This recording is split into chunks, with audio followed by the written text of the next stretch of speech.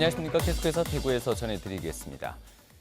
최근 해외여행이나 국제학교 입학을 위해 가족관계 증명서 등을 발급받아 본 분이라면 불편을 겪어보셨을 텐데요. 법원이나 학교에서 발급하는 공문서는 아직도 영문 발급이 안 돼서 사비를 들여 해결해야 합니다. 양관희 기자가 취재했습니다. 지난달 중순 자녀와 조카의 국제학교 입학을 준비하던 송경진 씨. 법원이 발급하는 각종 증명서를 받으려다 불편을 겪었습니다. 가족관계증명서와 혼인관계증명서, 기본증명서 등이 영문으로 발급이 안 됐기 때문입니다. 결국 발급비 3,000원짜리 공문서를 영문 번역시킨 뒤 공증까지 받아야 했고 금액도 10만 원 넘게 들었습니다.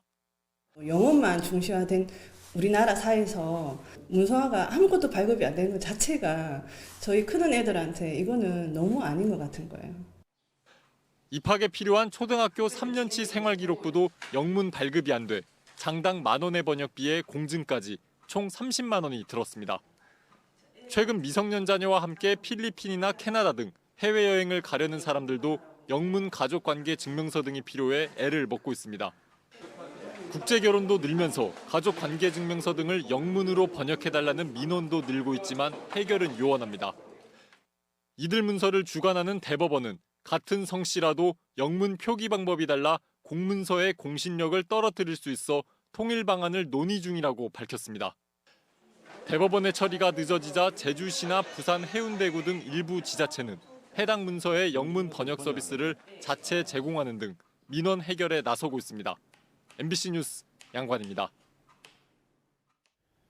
대구와 경북 지역은 오늘 황사의 영향으로 미세먼지 농도가 한때 매우 나쁨 수준까지 치솟았습니다.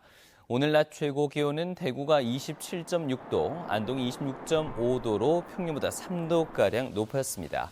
대구와 경북 대부분 지역엔 건조특보가 발령돼 산불 등 화재에 주의가 필요하겠습니다.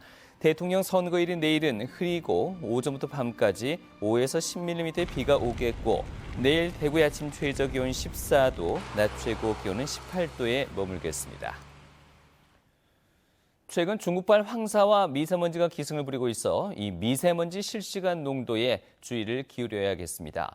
대구시에서는 대구 대기정보 앱과 대구 실시간 대기정보 시스템 홈페이지를 통해 미세먼지 농도에 관한 정보를 실시간으로 제공하고 있습니다. 대구에서는 수창동, 지산동 등 13개 측정소의 미세먼지 농도를 실시간으로 볼 수 있는데 올해 안으로 대곡, 시지 등의 2개 측정소를 추가로 설치할 예정입니다.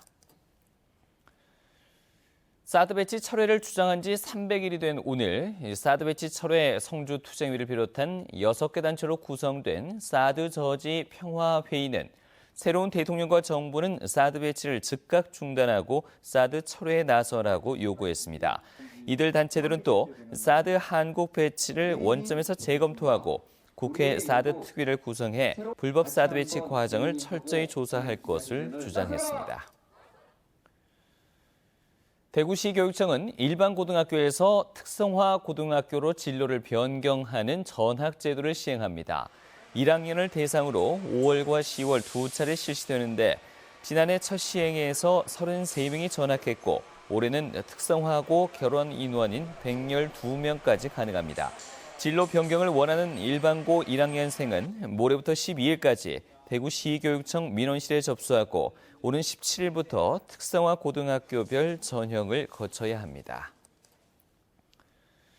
어린이 교통사고는 연중 5월과 8월, 요일별로는 주말에 많이 발생하는 것으로 나타났습니다. 보험개발원의 분석에 따르면 어린이 교통사고 발생률은 5월과 8월이 각각 10.3%와 10.6%로 가장 높았고 요일별로는 토요일이 22.8%, 일요일 19.6% 순이었습니다. 최근 3년간 어린이 교통사고 피해자는 매년 10만여 명에 달하고 연령대별로는 초등학교 1학년 전후가 가장 많았습니다. 대구 남부경찰서는 금융감독원 직원이라며 29살 B씨 등 7명을 직접 만나서 1억 6천여만 원을 받아 챙긴 뒤 중국 조직 계좌에 송금하는 등 보이스피싱에 가담한 혐의로 32살 A씨 등 3명을 구속했습니다. 경찰은 피해자들이 모두 20, 30대 여성으로 사기 계좌에 연루돼 예금이 위험하니 금융감독원에 보내라는 보이스피싱 전화에 속았다며 피해를 당하지 않도록 주의를 당부했습니다. 대구시는 모기를 매개로 하는 감염병 차단에 나섰습니다. 대구시는 이달부터 수목원 등 도시공원 7곳에 모기 채집망을 설치해서 지카 바이러스 감염병을 옮기는 흰줄 순모기의 서식 여부를 조사하고 댕기열과 치kun구니아열의 원인 병원체를 가진 모기가 있는지도 살피고 있습니다. 한편 지난해 도리공원과 수목원에서 흰줄 순모기 400여 마리가 채집됐지만 지카 바이러스를 포함한 3종의 바이러스는 검출되지 않았습니다.